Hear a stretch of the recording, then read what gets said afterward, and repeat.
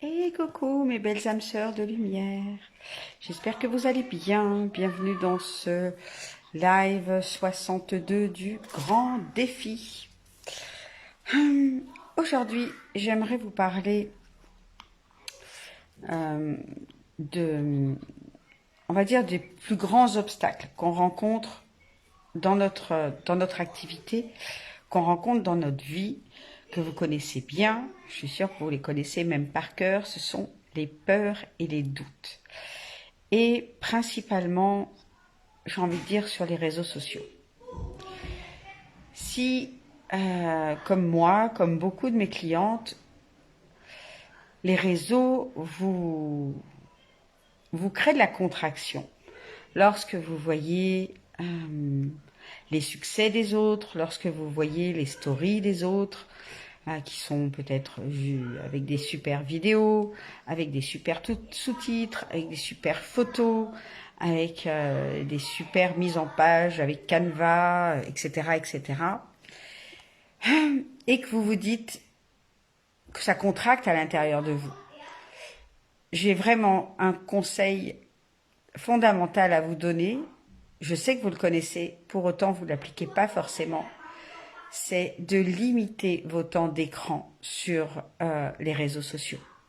Parce que si, au lieu de vous inspirer, au lieu de vous donner de la foi, du courage, de la motivation, si ça vous contracte parce que à chaque fois vous jugez que vous n'en êtes pas là, que vous postez sur les réseaux et que ça donne rien, vous voyez les autres qui affichent leur chiffre d'affaires, qui affichent les méthodes, etc. Et c'est ok, hein, y a pas de souci avec ça. Il faut juste se rendre compte de l'envers du décor. C'est que ce qu'on affiche sur les réseaux, c'est souvent notre meilleur jour, notre meilleure photo, voilà, nos meilleures vacances. Et c'est ok avec ça. Mais c'est aussi se rendre compte que, clairement, ces personnes-là, elles connaissent aussi des épreuves. Elles en parlent des fois, parfois. Elles connaissent des difficultés, elles connaissent des moments de up and down dans leur activité. Que tout ça, ça fait partie de la game, j'ai envie de dire, que la vie, l'organisation de l'univers est par cycle. L'univers, il connaît il y a deux étapes pour le fonctionnement et le développement de l'univers, c'est la contraction et l'expansion.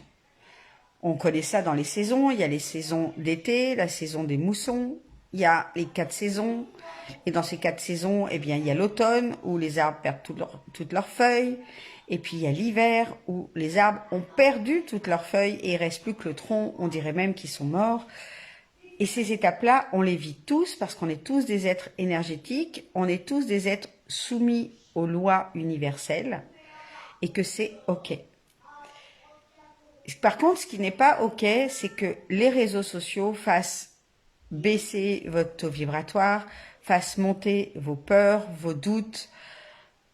Ça, c'est pas ok. C'est à vous de prendre la responsabilité d'éteindre votre portable et d'aller vous connecter à l'intérieur, d'aller faire vos libérations.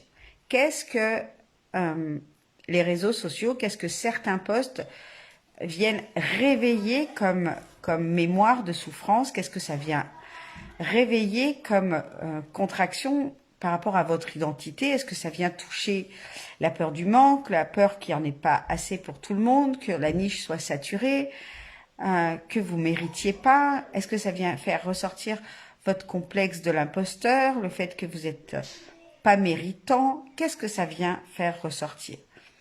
C'est ça qui est finalement le beau cadeau, c'est de se rendre compte que ça vient réveiller quelque chose et que cette chose-là qui a été réveillée, cette mémoire de souffrance, cette croyance limitante par rapport à la vie, par rapport à vous, a été réveillée, eh bien c'est une occasion de pouvoir la libérer.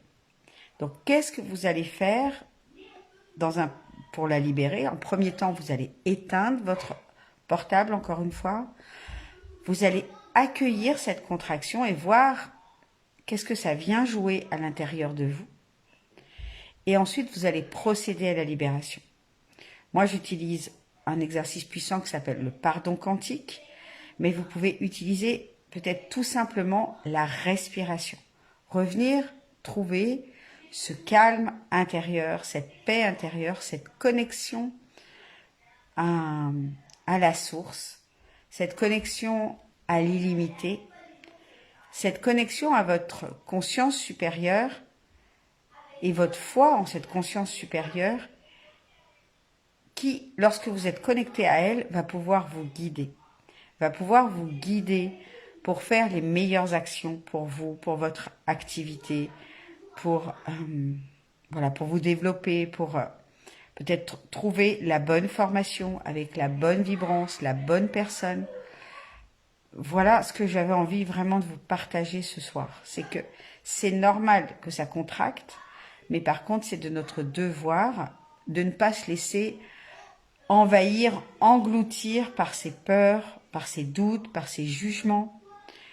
Parce que oui, vous êtes assez. Parce que oui, vous êtes l'abondance.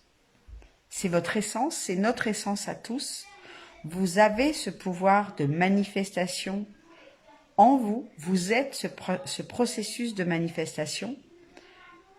Et que c'est pas les posts, les publications, toutes les choses que vous voyez passer sur les stories, tout ça, ce n'est que la belle vitrine. C'est que la vitrine éclairée. Mais que derrière la vitrine éclairée, eh bien, il y a la remise derrière, ou parfois c'est le bazar, ou parfois la compta, elle n'est pas bonne, ou parfois les chiffres sont pas bons. Et que croire tout ce que vous voyez sur les réseaux sociaux, ça va pas vous aider. Ça va pas vous aider à vous développer.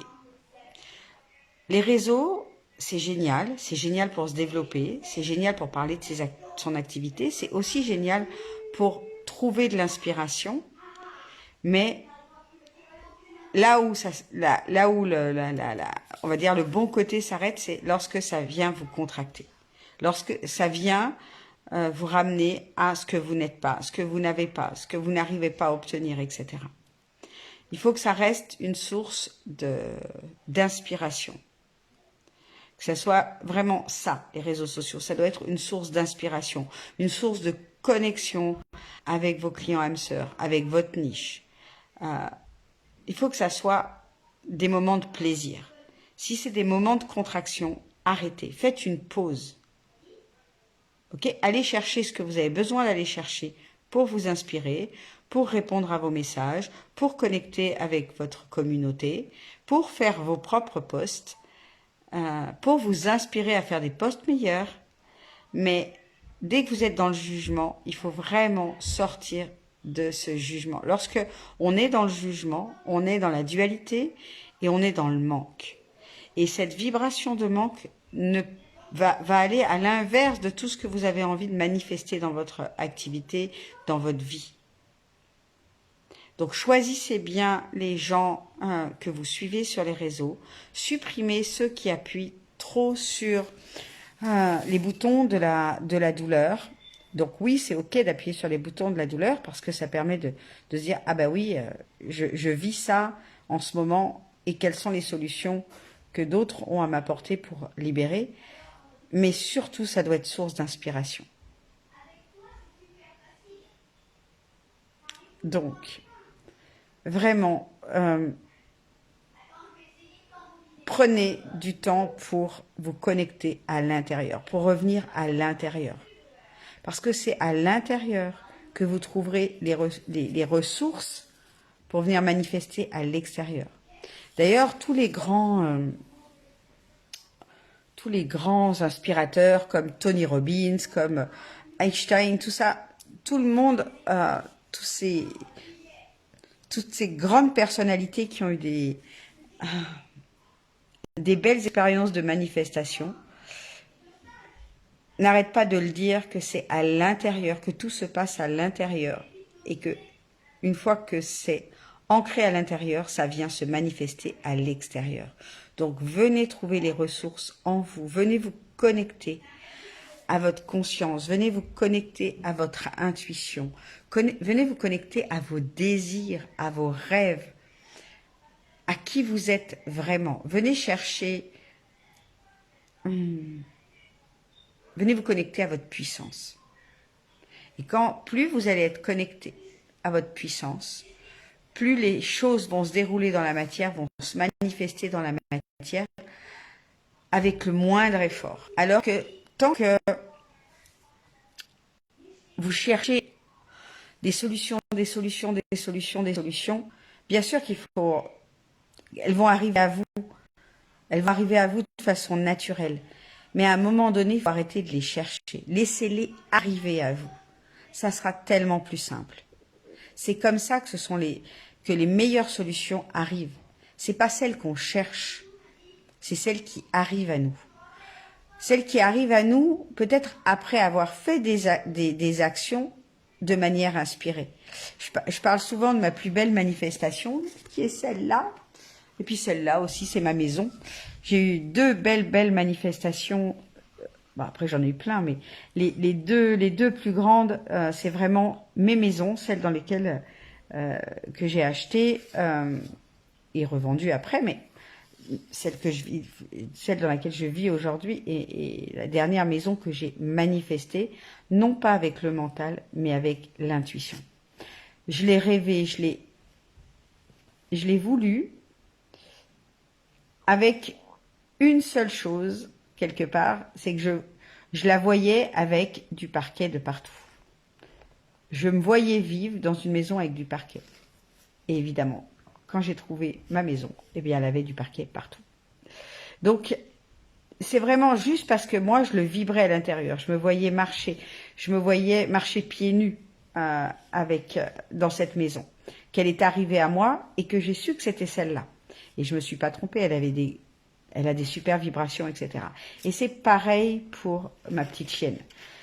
Quand j'ai voulu la rechercher avec le mental, à commencer à faire le tour des éleveurs de Spitz, etc., ben, j'arrivais pas à la trouver, j'arrivais pas voilà, il n'y avait pas de chienne disponible de la couleur que je voulais, etc., etc. Et lorsque j'ai lâché prise et que je me suis laissée guider, eh bien, elle est venue à moi. C'est l'éleveuse qui est venue à moi. C'est même pas moi qui suis allée à elle.